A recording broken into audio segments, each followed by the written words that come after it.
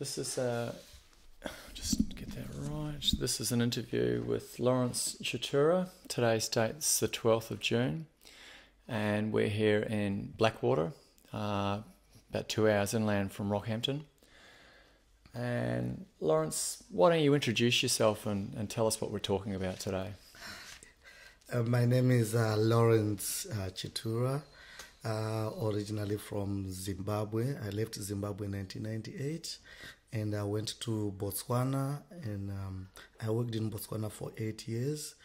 And in 2006, an opportunity to come to Australia arose, and I came to Rockhampton with my family. And I worked there for 4 years and then moved out to Blackwater here in central Queensland. It's a beautiful spot, absolutely. I've got 2 children, and my wife, Martha. The boy, Anesu, is 12 years old, and the girl, Victoria, she is 10 years old. And you're the president of the CQAA. What's the CQAA? CQAA stands for Central Queensland African Association. It was formed in 2012, and we had our gala to open up and start the association on the 16th of June in Rockhampton. What do you mean by the gala? Is that different than the festival that you have? Yes, that's different. That was an opening. It was a launch. Yes, so that was the launch of CQAA, and we put it across as the gala. Maybe we can turn that volume off. All right. Yep. Great. And when did you step up to become the president, Lawrence? The way we started this association was unique in that we lived in Rockhampton, and every time I met someone of African origins, I would get their contact phone number and get their email, and eventually I would sort of invite them to dinners, organize some get-together, barbecues, just sort of social networking. And from those gatherings and getting together for Christmas and all that, that's where CQAA started. So you were quite well networked. Yes, I was the go-to person, actually. And that also gave us opportunities to share our joys, birthdays, and family events, anniversaries, as well as funerals. If someone lost a relative overseas, as soon as I got the message, I'll get onto my email and flick it across. And according to our culture, if someone loses a relative, you go there with a present, sort of like something, a gift to help them during that bereavement. Yes. So that's how we started, just networking and communicating and just getting together, and also giving each other tips on where to find jobs and where our wives could go and work. And also our African cuisine too. We also wanted to eat food from Africa as well. By then we're still raw, and we didn't know where to the Australian dishes, the Australian foods, and all that. So it was a time when we also yearned to eat food from our countries, and during those networkings we could also share sources where you could go to Brisbane or Rockhampton, and what you could find in Woolies, and what was similar to what we ate back home, and that way that's how we managed to settle. So you're really almost like an agent for people in the African community to help them settle and find the opportunities that are here. Yes, actually, when we got to the stage where we found out that we could not proceed to function as a small group, that an incorporated association was necessary.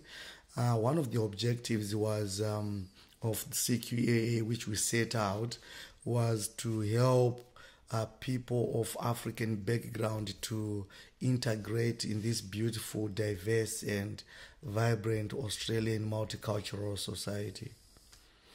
Oh, you're very flattering. It is actually a good place to be. I just love this joint. No, you sound like you're very happy that you've landed here and the opportunities that you've had. Why did you have to go through to an incorporated association? We got to a stage where we wanted to hold events and festivals and functions, and one of the requirements and something we needed to have was to have an insurance to cover the organizations, organizers of those events, and we wanted that coverage, but it could only be done through an incorporated body entity, and that's how we came about and decided to register. Was that difficult? Not really. We actually had to just go on the fair trading website, and that's where we got the model rules and how to incorporate, and we paid our fees, which sort of came from just donations from us, the people who were interested in driving that move. Yes. And the whole principle of this CQAA is in some ways a celebration of the OAU. OAU, have I got that right? OAU.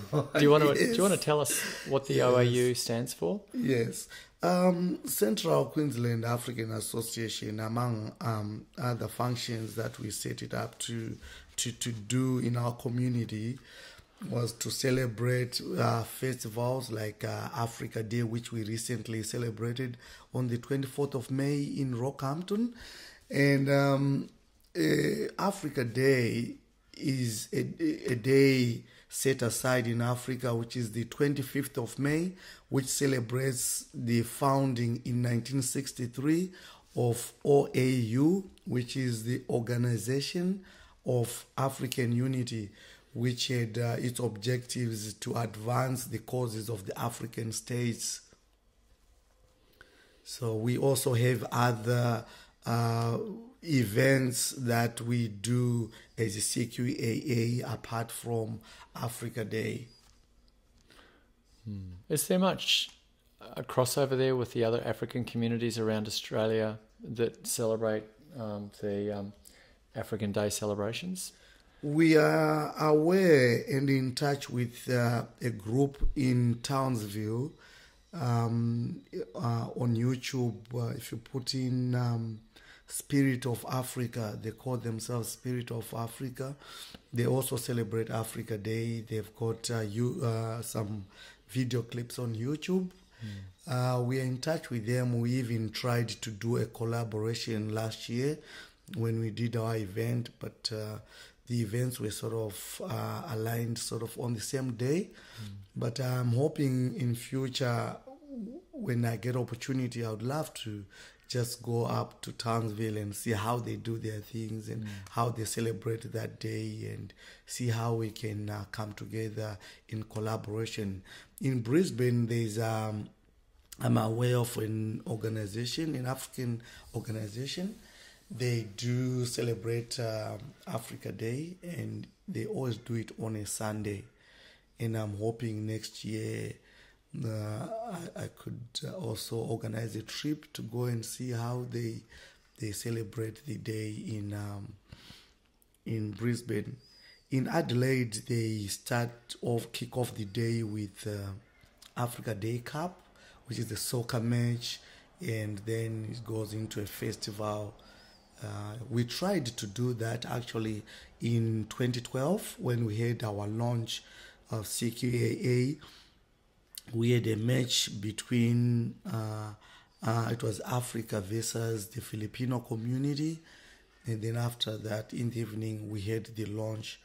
But what actually happened there was we couldn't keep time because we had organized 2 events, one after the other. So the soccer ate into the festival, and from then on, we have been very hesitant to run 2 events. But in future, we might consider a day event where we've got rides and soccer match and climaxing into the festival in the evening. And there's a huge difference across Africa, isn't there, between the different countries? And I guess representing that here in somewhere like Rockhampton, you know, there's not only all the different countries in Africa, but there's also people's different places here, whether they're skilled migrants or whether they're refugees, and how long they've been in Australia for. And I guess all those things kind of are combined here on this celebration. Yes. One of the myths that we always want to do as we do our Africa Day celebration in the trivia is to let the community know that we've got 54 countries in Africa, opposite to what other people, some think it's one country with the capital city Kenya, and the president is the late Mandela. But actually, Africa has 54 countries, including the recently split between Sudan, which was south and north of Sudan. And we're still splitting, so there could be some more countries added. But as of today, we've got 54 countries. In Rockhampton, we've got a diverse African community that represents Africa. We've got, especially here in central Queensland, we've got more of the qualified people who've come to work in the mines, trade qualified people who are working in towns in Rockhampton. We don't have that many refugees, but in my communication now with the authorities, they're looking forward to an influx of some refugees coming to take residence in this beautiful part of Australia. Around Rockhampton? Around Rockhampton, yes. And I guess the community that's already here could play a key role in terms of the settlement, couldn't they? Yes, absolutely. We want to be that bridging gap to new residents. It's pretty daunting to be 15, 20,000 kilometers from home, and you don't know where to start, and the infrastructure is different and all that. So we are working with the multicultural affairs at the ministry, and next week we're having a meeting with the Deputy Minister of Multicultural Affairs so that we can continue to play a pivotal role in integrating the refugees and everyone coming out of Africa into this culture, and show them how to do a snag, or a barbecue. Back home, a barbecue, we call it a braai, which is an Afrikaans name for what you call a barbecue here.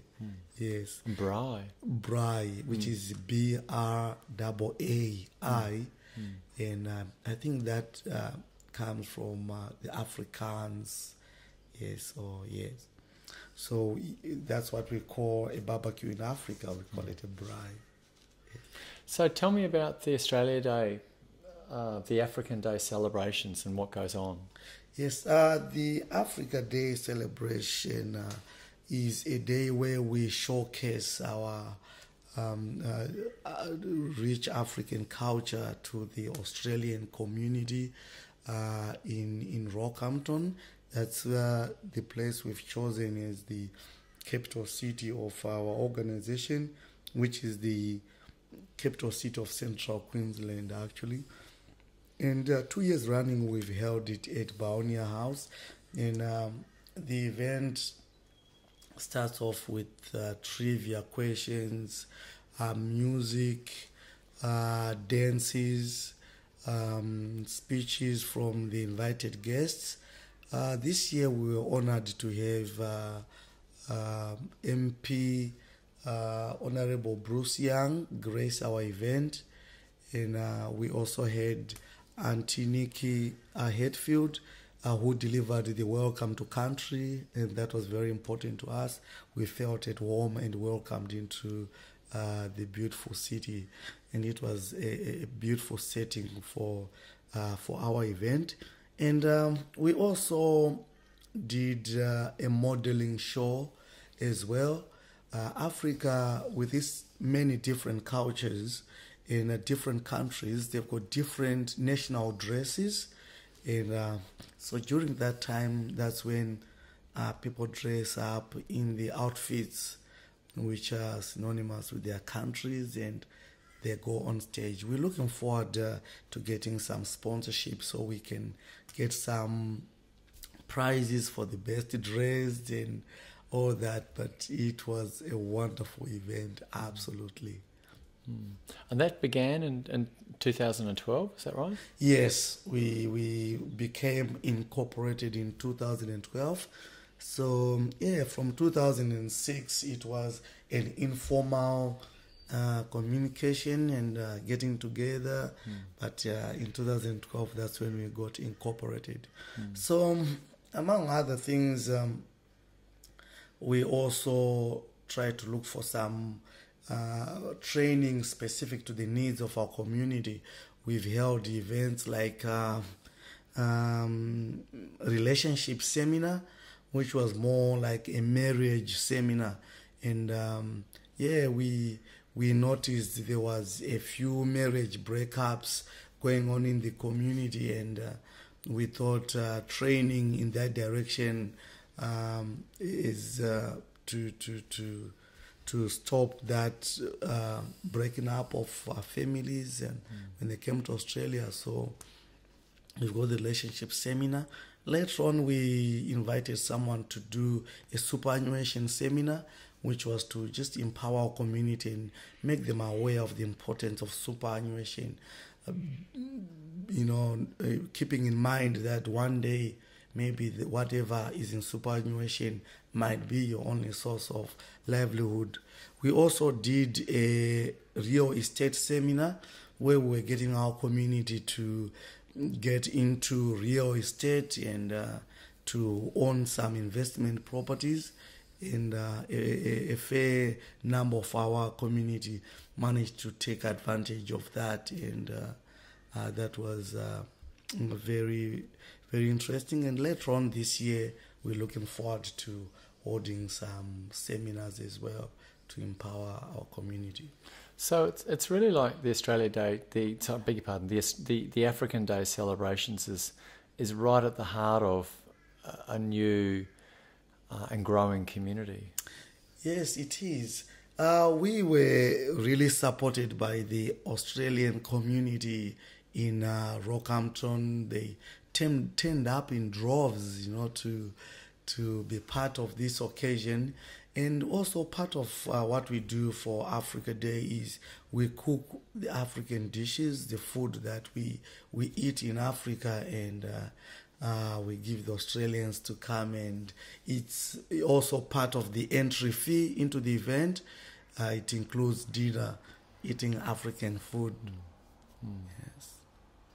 So what was it like? What was this year's one like? Oh, it was great. Absolutely. We had a group of girls in our community dancing, doing some African dances.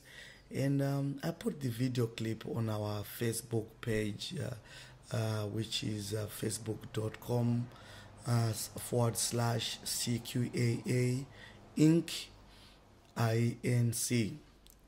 And surprisingly, within a few days, we had picked up 340 views, and they're still climbing. Absolutely. And it was absolutely a fantastic event with all the colorful dresses representing all different parts of of Africa. We were celebrating our differences, but in unity. I mean, that's an interesting point, isn't it? Because there's obviously, conflict and differences in Africa, but there's something very strong about identifying as being an African too, isn't there? Yes, absolutely. Our community is made up of more of Zimbabweans than other parts of Africa. But for the sake of inclusion, because you would have one person from Namibia, 5 from Botswana, 3 from South Africa, 10 from Sudan, 20 or 15 from Nigeria, we decided to just open it up to the whole community so that we don't have split groups of 3 over there and 5 over there. So we just decided to be inclusive and call it an African organization and representing Africa. That's why we do not celebrate the specific country independence days. It's up to the people from that country to say, look, Namibia's independence is such a day, and they can celebrate it. We represent Africa as a whole, and Africa Day is an important day which represents and brings together all different peoples of Africa. Because I guess there are difficulties which you need to tread carefully around, aren't there? There are, actually. Interestingly, I understand from the Sudanese community. They're a beautiful community, absolutely, and we are working with them and reaching out. They coming from a conflict-riddled part of Africa. And I understand when they come over here to Australia, those rifts and those tribal wars that they've experienced over there sort of spills into their communities as well over here. For example, I come from Zimbabwe, which is made up of mainly the Shona community and the Ndebele community. The Ndebele is the descendants of Shaka Zulu, who fled from the Shaka Zulu kingdom in South Africa and went up into Zimbabwe. And we've had our battles every now and then.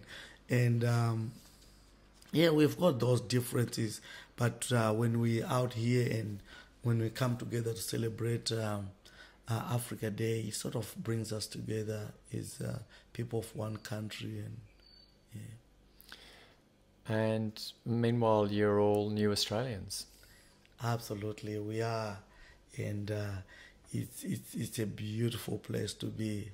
Just multicultural, and that's the only place you get a fair go, and that's absolutely fantastic. And I've been learning the Australian lingo as well, and absolutely, it's a good place to be. Your language is very good. Thank you very much. I was brought up, my father was a school teacher for 30 years, and my mother was also a school teacher for 30 years, and they always made sure that all their kids went through their classes. So you can imagine being taught by your mom, and the following year your dad is teaching you. And that's often a side of Africa I think many Australians probably wouldn't recognise, that you've come from a pretty educated background and you're a skilled migrant. Yes, exactly. When I meet people on the street and I tell them I'm an auto electrician, and their first question is, did you train here in Australia? And I just tell them, look, I was trained in Africa. That's the part they're not aware of, that there is those avenues and opportunities to train over there and come here trained.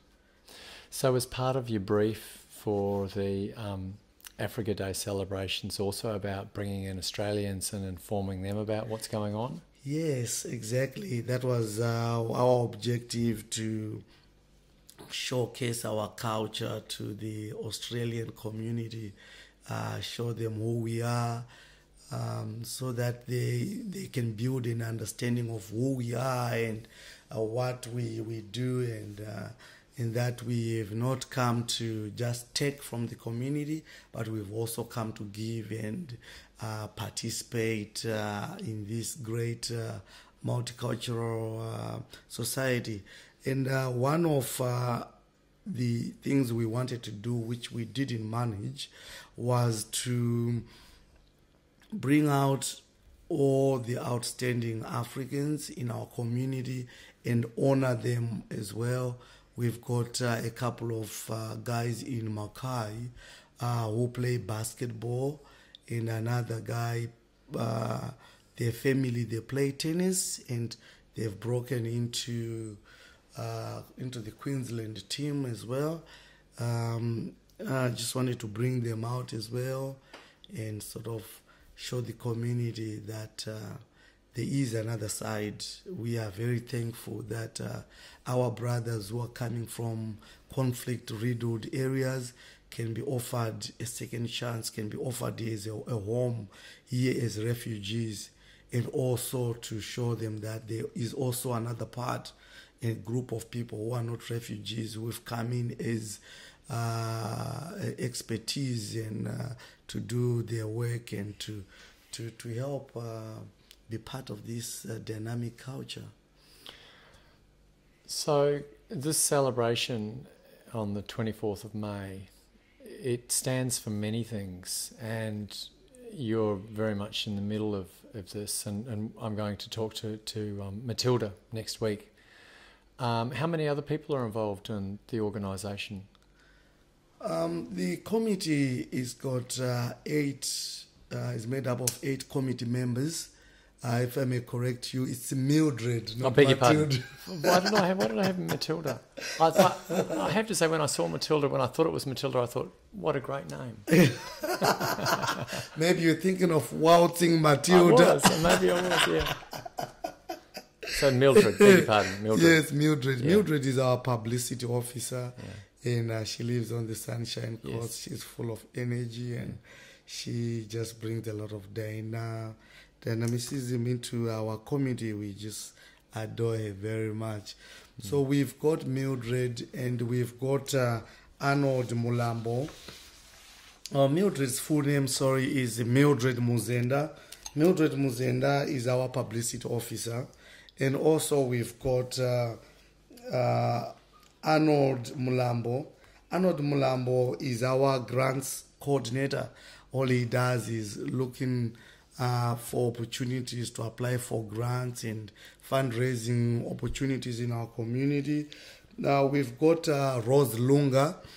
Rose Lunga is our events coordinator. She's in charge of events, and she does a fantastic job there as well. We're very thankful to have help us out there. We've got Clarence Fosun. He's from Cameroon, and he's our treasurer. He's an accountant by profession, and he holds that portfolio of treasurer. We've got Godfrey Banda. He's in Collinsville now. He used to be in Mackay, and he's our secretary. And myself, I am the president. El Presidente. The chairperson of Central Queensland African Association. We've got Sydney Mandizriza in Mount Isa. He is a committee member. And Jerome Igurube in Rockhampton. He is our committee member. And when we are holding our committee meetings, we do them via Skype. So we're not distance bound. Yeah, it's interesting how technology like Skype kind of brings these communities where, and I think you guys use the word diaspora, where there's been this diaspora, because, Africans have gone all around the world, obviously. Yes, yeah, that's the way we use diaspora, yes, absolutely. Yeah, talking about the scattering of Africans in different parts of the world, absolutely. Yes, so the start of we start organizing Africa Day towards the end of the year when we're putting in our applications for grants, and Arnold does that for us, and we submit our grants. I would like to acknowledge that in 2005, in 2013, we got sponsorship from Multicultural Affairs Queensland. They sponsored us to the tune of $1,500, and we are forever grateful for that. It really went a long way to make the event possible. We also applied for a grant from Rockhampton Regional Council, and they sponsored us to the tune of $750 in 2013. So that gave us a total of $2,250 before we did our own community fundraising events, and we are just so grateful to those departments and those organizations who make this day possible. In 2014, we also got sponsorship from Multicultural Affairs Queensland. They sponsored us to the tune of $2,500, and the Rockhampton Council sponsored us. They gave us $300, and plus the also donations from the community that also made the event possible. And I would like to thank these sponsors. So do you see yourself community very much at the beginning of a sort of a journey or in the middle of a journey at the moment? At the moment, we are at the beginning of a journey, and our vision is to be able one day to fill up a stadium and bring people to Rockhampton to experience this event. Absolutely. And we also to be able to set up some language schools so that our kids do not lose touch with their African side of the language. Some of them, they go back to their grandparents who cannot speak a word of English, and that becomes a hindrance between grandpa or grandma and their nephews and nieces, and their grandkids, and it becomes a barrier where they cannot communicate with their grandkids. Have you lost any of your language since you've been here? No, not really. It's actually my daughter, when she came, she was 2 years old. She could speak our native language, but slowly she's lost most of it. We speak a lot of Shona in our household, so they understand it and they reply in English, and you can give them commands in our native language. But every now and then when we travel overseas to Africa, the first 2 months, they'll still be versatile in that language. Then afterwards, they sort of starts to disappear. It starts to disappear until the next trip we go to Africa. So if we get one day to be able to have those language boot camps during school holidays where we bring together the kids, we've got we are blessed in our community to have members who used to be school teachers in their earlier lives in Africa. They can sort of come up with just a basic tutoring stuff, and also on our website we want to post some language lessons as well, which can be undertaken by the Australian community as well as our community, with just basic words and translations. And absolutely, personally, Hamish, I love learning languages, and the best way I found when I was living in Botswana was to just learn one word a day, and just repeat it over and over. And by the end of the year, you'll have over 300 words, and that's heaps enough for you to get around. And I just love that. So how many languages do you speak? I speak 3 African languages. One of them I just sort of understand it. I can speak, which is Ndebele. I can speak Shona, and I can speak Setswana, which is in Botswana. a language spoken in Botswana where I lived. Interestingly, that language, Setswana, when you go into South Africa, they call it Sotho. It's got a different dialect, but you understand each other. So I can actually say I speak Setswana, which they call Sotho in South Africa. Absolutely. So you're the first of a generation out in this area, and your kids are growing up, 12 and 10, is that right? Yes, my son is 12, Yeah. and my daughter is 10. And you're very aware of the possibility of them losing their culture. Absolutely. Hamish, I had one of our guest speakers, who was Rob Schwarten, who came to the launch of CQAA.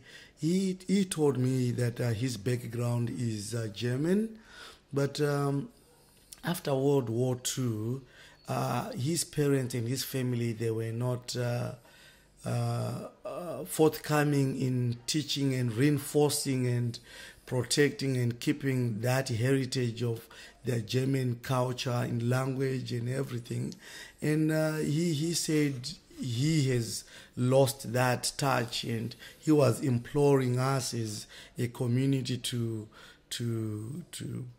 work hard so that we can protect that part, that component of our culture, our heritage, so that we can pass it on to the future generation. And I thought it was really tragic to find someone who had lost his roots, and we're working towards that. It's an uphill battle, but yeah, we can. But also there's the whole principle too of supporting and helping new African migrants or refugees here to connect with services and opportunities. Yes, absolutely, Hamish. We are a go-between for people who are coming in Africa, from Africa, and having ourselves registered with the police as well, so that if they need some character references, or they need some interpreters, when just being a go-between and making our communities aware of services in this beautiful country, especially if you're coming from Africa. Hamish, most countries, they don't have the safety net where you can go to when you're stranded. It's a man to his own, and so when people come from Africa, they're not aware that there are services where you can go and be helped, and we bridge that gap.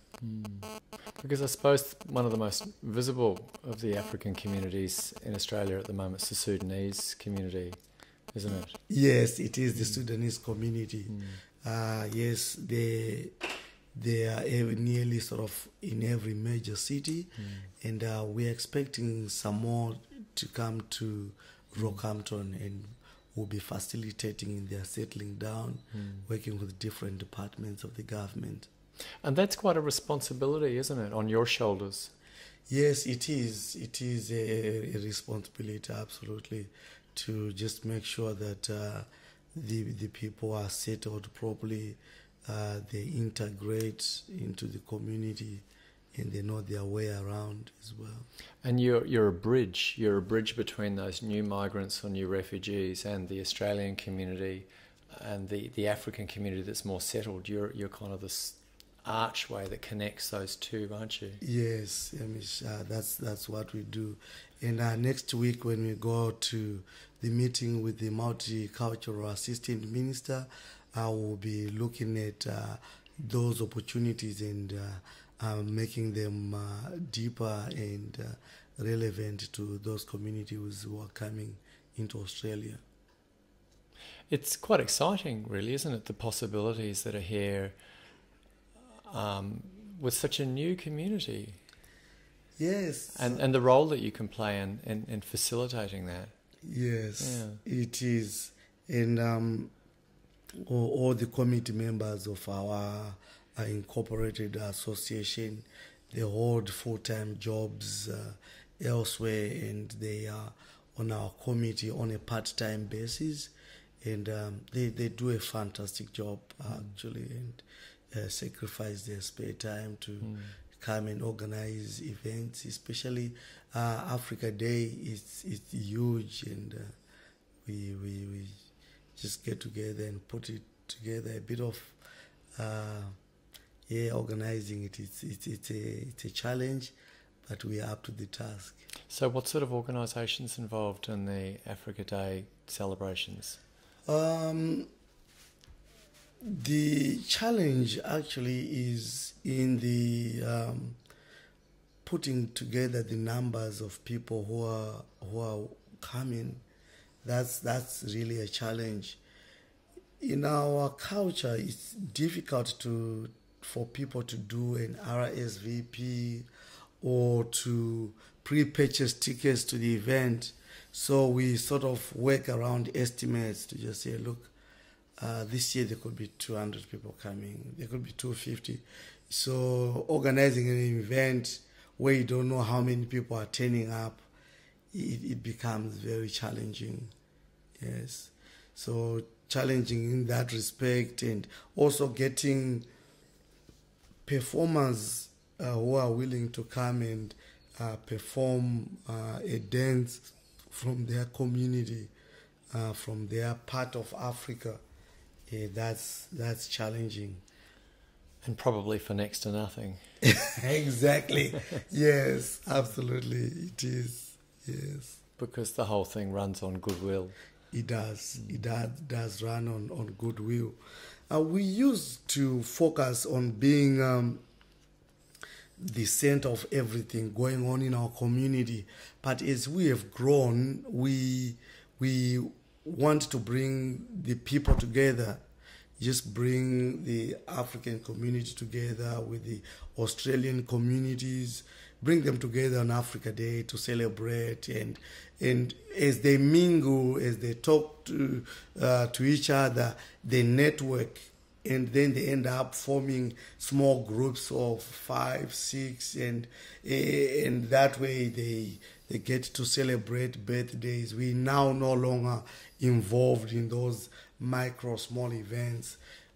Every now and then I get an email where someone will just say, look, can you let the community know that we are holding a baby shower, and please tell the people to meet at such a place, and then I just forward that email to the mailing list that I've got, which has got about 280 people on that mailing list, and I just send it out. And if someone loses a member or family overseas or here in Australia, they just send me an email, and I flick it to the community as well.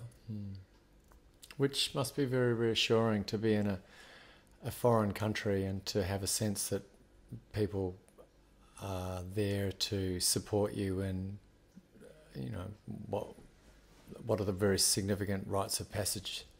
Yes, yeah. It is important, where at the drop of a hat you've got about 15-20 people turning up to give you a hand with whatever you're going through, or stand by you. Just for example, myself and my wife Martha, we lived in Botswana, and we were just married, and we lost our first baby, and we were 1,200 kilometers from the nearest family. So we're just about 25 years old, 26 years old. So there we were, just two of us. We've lost a baby, and we are organizing a funeral. We've got no family, but thank God we had the support of a couple of friends from a church group that we used to attend, and we managed to just get together. I think we're just about 10 people, and we managed to lay this kid to rest. But it would have been challenging if it was just me and my wife and nobody else. And that's when I realized it's very important to network and have people who can stand with you through the good and the bad times in life. And how involved is the church with something like this? We've got, it is part of Central Queensland African Association. It's an organization which is not aligned to any church. It's an organization which accepts people irrespective of their religious backgrounds, their beliefs. We are just there to be a conduit, to be a pipeline to forming relationships, networking, integration, and we are just there for that. And we are aware also that in our community we've got a church which has got its roots from Zimbabwe. It's called Forward in Faith. It's an international church, and most members of our association they go to that church, and we have partnered with that church to deliver the relationship seminar.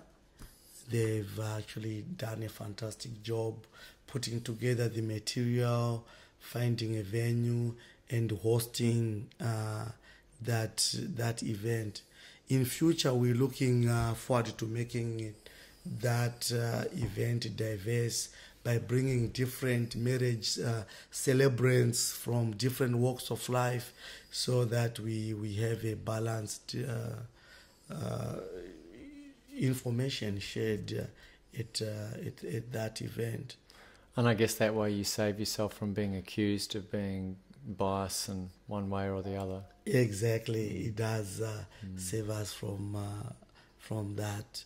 Yes. And that could get very political very quickly. Yes, yep. It can be very political quickly, and it can sort of divide a beautiful community. So we try very much to be impartial and accepting of people from different walks of life. Everyone has got a story to tell, and everybody deserves to be heard. And being there's no better place like Australia, where everybody gets a fair go and gets a chance to be heard. You're a fantastic ambassador, I have to say, for Australian migration policies. I'm sure the government would love to hear the stuff that you're talking about. Oh, thank you very much. You're very flattering. Thank you very much. I might give them my CV, you know. But thanks, Hamish. But by the same token, I mean, I guess there must be people from different ethnic communities from all around the world who are in Australia who are doing a similar job as you, and that they're go-betweens between their community and the more mainstream Australian culture.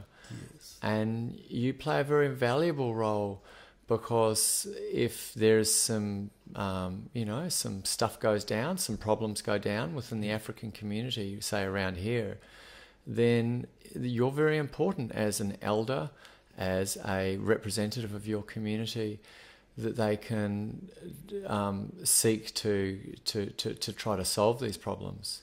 Yes, Hamish, actually you're making me blush there. That's a lot, some great flattering words there. Absolutely, we play that role, and we are just proud to be there for the community. We do not want to be a cult or something that is just a group, and we also want just to be impartial, just to be transparent in what we do, be it Australians who wants to be friends of our organization, just the Aboriginal communities.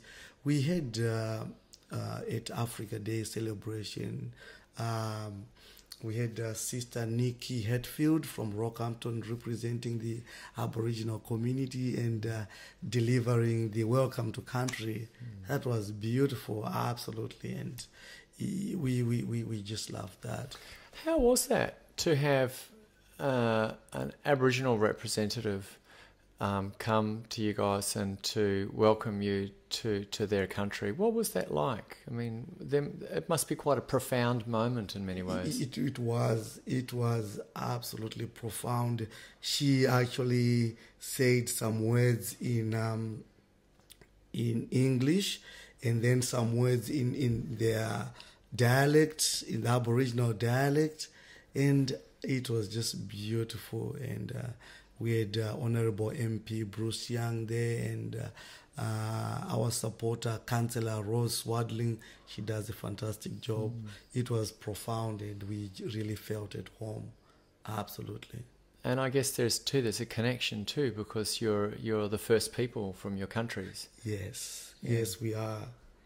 And you were saying something about us representing our community and being a link with the government. Yes, we actually been doing some work with the immigration department. They've been very forthcoming. They're absolutely fantastic. They've set up a community liaison officer who we talked to. And the last time we had a few issues whereby if you wanted your parents to visit Australia, you had to pay a bond of $15 to $20 or $30,000 as a bond to guarantee that your parents would leave Australia after they stay in Australia. And we actually approached them regarding that, and we sort of felt that it was sort of more of a raw deal for our community, a bit of more like entrapment in that we have been invited, the technically capable members of our community. They've been told they've come in to sort out the skill shortage stuff which was going on in Australia. And once they're here and working for the government and for this beautiful community, when they want their parents to come, they are held to ransom, So we approached the immigration about that, and they understood. And our argument really was, Hamish, it was just simple that when you've got new couples who've come here and their wives are giving birth, according to our culture in Africa, when a woman is giving birth, they go, especially for the first baby, they go back to their parents and they get all the support from their mother and relatives. And those people, when they're giving birth over here, they don't have that support. And when they try to apply for visas for their parents to come and give them that support, they are charged a ransom fee of $10,000, $30,000. And members of our community were having to go and get some credit cards and, to credit card it, all those percentages or those cash interest rates, just to be able to bring their parents over. We thought that was a raw deal. And they have managed to sort it out. They're not required anymore, especially in Queensland. I know in Victoria, parents are still having to pay that amount. The immigration department is also justified in that regard, because we've also heard of people who come as parents, and once they're in Australia, they start applying refugee visas or become asylum seekers as well. At the moment, I'm also just negotiating and having a chat with the immigration. We've got a couple in Middlemount. They've just got their first baby, and unfortunately, they've lost mothers on both sides of the family. The husband and the wife, they got no mothers. And the next person who is eligible to help is the wife's sister. And that sister is in Zimbabwe. She's a school teacher on about $300 a month. And it's one of the criterias that the immigration uses to assess a person whether they pose a flight risk or whether they will look for a job or work illegally in Australia. And so the visa has been turned down, and now they're struggling in that regard. So we're in the process of negotiating with the community liaison officer to see what ways and guarantees that can be put forth so that this family can be given that assistance which they need, considering that some women are also susceptible to depressions, after giving birth as well. Yeah. And in that respect, you're almost in a situation where you're about educating Australians as well. Exactly. It is actually that. And when our members as well come out here with their kids and all that, compared to their counterparts who are in Australia, who can sort of every now and then give their kids to granddad, and off they go to a function, they go for a dinner, just get maybe a weekend reprieve where the kids, they don't have those support networks, and and we just working through that as well. And that's very much what this Africa Day celebration represents. Is it's a symbol of all of this, isn't it? It is a symbol of oneness, celebrating our differences. We're not fighting about our differences, but we are celebrating them. We are different, but we can come together and celebrate. I wonder, and I'm just speculating here, whether, say, 10 years down the track, and there's a much bigger African community around the Central Coast, whether it would be such an all-inclusive celebration, or whether there might be splinter groups that then develop that represent, say, other communities within the African community. Because you're carrying a lot in this bowl here. You're carrying all the communities. You're bringing the Australian people and the African people together, but there's not much scope to explore the differences here, is there? Absolutely. Yeah. That's a very good question then, a good observation, Hamish. We actually encourage the different communities to have their own community elders. And we are aware as well of like the Sudanese communities, that they've got their own different organizations, that's in associations that sort of represent their interests as well. It will be very interesting in future to see how we go, But at the moment, we are just so happy to be part of just one African community. But if you look at the Africa Day celebration, you look at the program, we had the time for the Cameroonians doing their stuff, we had the Tanzanians, we had the Zambians.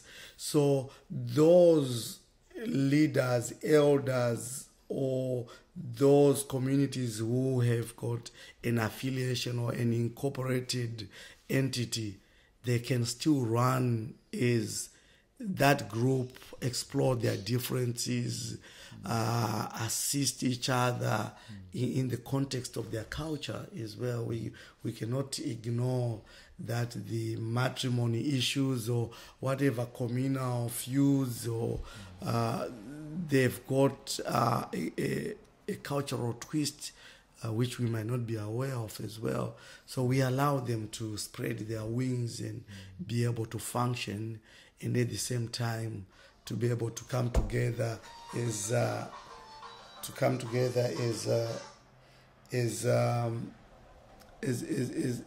total African community. to come and celebrate the diversity of all those cultures put together. Because the Sudanese community in a place like Sydney would have very, very different issues than, say, a group of, professionally skilled migrants from Zimbabwe. I mean, there's the African thing in common. There's the skin color in common. There's many sort of cultural things in common, but there's also there's just a different situation now here, isn't there? Yes. Yeah. Absolutely, Hamish. You've hit the nail on the head there. The differences are there, and those differences also they spill into the way we function, where as a community as we try to reach out to the refugees, some of them they sort of cringe as, ending up with sort of like a class struggle. Well, these are technically qualified, employed, and they've got all their stuff going for them, and here we are. So that's a lot of work for our publicity officer, Mildred Muzenda.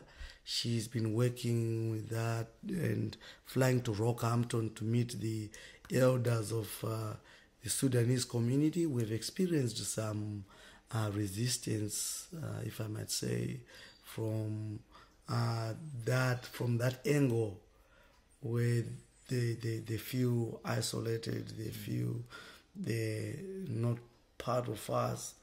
And also, that also has got another twist as well. When you're at work and people are putting on the notice boards and they're putting the figures, the amounts that the refugees are getting from the government versus what the pensioners are getting in Australia, it brings another twist, It's now the Australians looking at themselves and the people that are coming, and they're comparing what their pensioners are getting to what the refugees are getting. That's another can of worms as well. It doesn't make your job any easier, does it? No, it doesn't make the job easier. No. And also too, I suppose, if there are if there's some trouble goes down within the African community, you put this African hat on. Yes. And in some ways, you're one of the first people that people will come to. Yes, exactly. But I guess by the same token, you're blessed with being here in central Queensland, where there's a very small African community relative to other states. Yes. And so it's almost like a new beginning here. You're at the beginning of this new beginning. It is. And we look forward to affiliating and working with other groups that are bigger than us in different parts of Australia, be it in Brisbane, South Australia, to just see where they are, how they've come and what they've gone through, the experiences, so that we are better equipped for any situation that may arise in future. Because it seems pretty obvious that the African community in Australia is going to become quite a big and powerful community. Yes, looking at the numbers of people who are coming as skilled and as refugees, we are really absolutely thankful to the Australian community, the multicultural. Look, I've never been in another multicultural community, but I think Australia is the best multicultural community I've seen. So accepting and, just unreal. They're just fantastic. So you yourself and your family have felt very supported here?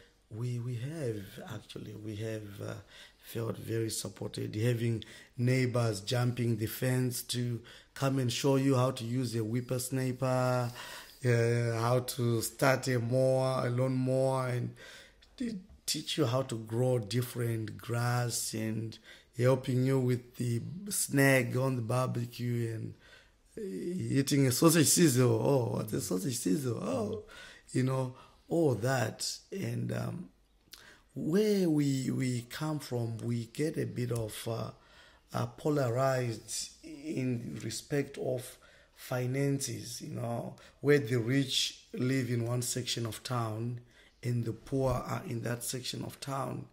In the community where I've lived in Rockhampton, you just have someone next door and they're coming to help you, and it blows your mind away. And that person who is just coming across to help you could be just a battler, Australian battler, or that person coming across could just be the millionaire from down the road, but he's living next door to you, and he just comes around and gives you a hand, and he calls you for tea. That's the first confusing thing I found out when I came to Australia. A friend of mine was invited for tea. So, was that food or was that a drink? They had their supper and then they went for tea. And when they got there, the tea they were expecting was not tea, it was supper. Right. So, very interesting. So, when I first came to Australia, tea was just a cup of tea. But later on, tea is supper. Okay. All right. So, fantastic community. Now, the roots of the Australia Day celebrations come from this 1963 Organisation of Australian Unity. Yes. And I think it's probably good before we finish to just touch on this, because this is quite an important political backdrop to this, isn't it? It is, actually. Hamish, I wanted to just point out that the founding organization of African Unity, which was founded on the 25th of May 1963, it is gradually changed. It is changed, and now the successor of OAU is African Economic Community. And then from that African Economic Community, which was established in 1991, it moved to African Union. Everyone is going African Union these days, EU. So now we've got African Union. So at the moment now, it's African Union. And the objectives are still the same. If I can just spell out a couple. Sure. One of the objectives of AU, African Union, is to achieve greater unity and solidarity between the African countries and the people of Africa. The second one is to defend the sovereignty, territorial integrity, and independence of member states, and to accelerate the political and socio-economic integration of the African continent, and also to promote and defend African common positions on issues of interest to the continent and its peoples. It also encourages international cooperation, taking due account of the Charter of the United Nations and the Universal Declaration of Human Rights. So those are some of the objectives of African Union, and we celebrate it in Rockhampton. 25 May is the day the organization was founded, the OAU, which is gradually gone to AU, which is African Union. So we normally try to find dates around that day. So right now I'm communicating with the organizations in Rockhampton to see if the 23rd of May 2015 is available for us, or the 30th of May, which is on a Saturday. We always have our events on a Saturday. So we just try. This last event, Hamish, if I may point out, is it clashed with Taste of the World in Rockhampton. Taste of the World was on the 24th of May. Beautiful event. It was great. Different cultures, different food. That's where people come together, and food from the world, different parts of the world is shared. And that was in the morning, and we had our festival in the evening. In future, we're working with Taste of the World to see if we can have our events at different days so that we can get an opportunity to participate at Taste of the World, and people can also taste African cuisine, and then we also have a day to celebrate Africa Day. And you don't lose numbers. And we don't lose numbers as well. Yes. But I mean, 1963, I mean, that I guess is quite symbolic because it's really, I guess, a watershed for colonialism, isn't it? Yes. And if you noticed, when it was founded on this day, on the 25th of May in 1963, only 32 countries signed up to this organization out of all the countries in Africa. May I just point out that the other countries could not sign up because they were still under colonial rule, which did not subscribe to these objectives. They had different agendas and objectives. Yes. So, in little old Rockhampton, the legacy continues. It does continue. We are pretty excited, Hamish, at what the future holds for us. We are looking at Africa Day 2015. This time the fashion show is going to be big, and we're going to approach organizations for solicit some prizes to be won on the day as well. As much as we have that celebration going as well, Hamish, we also have stores in the venue, around the venue, where people can go and find some African artifacts being sold, be it clothes, colorful clothes and necklaces and rings. That also, we also bring people from our community who want to sell their wares for a nominal fee. They can set up their table and sell some wares.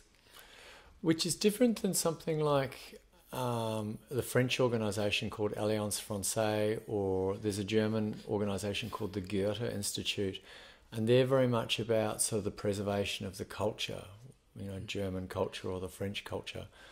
And it's kind of like what I'm hearing is you'd like to kind of go in that direction, but at this early stage, it's really just about bringing people together and the dances and the trivia night and the music and having a good time as well. Absolutely, and also getting our people to integrate into the Australian culture.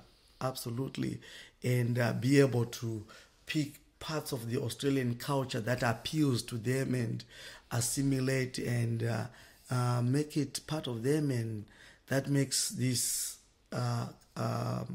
multicultural society brilliant and fantastic. And when I look out my window and see people celebrating 26th of January, Australia Day, with all the blue, all the flags, and it's just amazing. That's what makes us a beautiful nation, and I'm proud to be part of this culture. And sometimes I call myself true blue Aussie, and some call me true black Aussie, but whatever they want to call me, I'm just thrilled to be part of this multicultural society, which is going places, and even the way the multicultural affairs ministry is approaching us and trying to work with us. It's just the future is bright, and we're excited. I think that's probably quite a good place to stop. Are you okay with that? Yeah, sure, absolutely. Thank you very much, Hamish, for coming into our humble home and just be able to have a chat. We are really thrilled, and you'll be able to see the photographs which were captured by Dean Saffron of the Africa Day. Beautiful and colorful event. And these ones are on Facebook. Yes. I'll send you a link to Sure. our Facebook page. Sure. And a couple of videos. Yes. You'll love it. It was great. Yep. We're excited. Okay, well, should we finish there? Yeah, sure. Thank you, Lawrence. Okay, thank you very much, Hamish.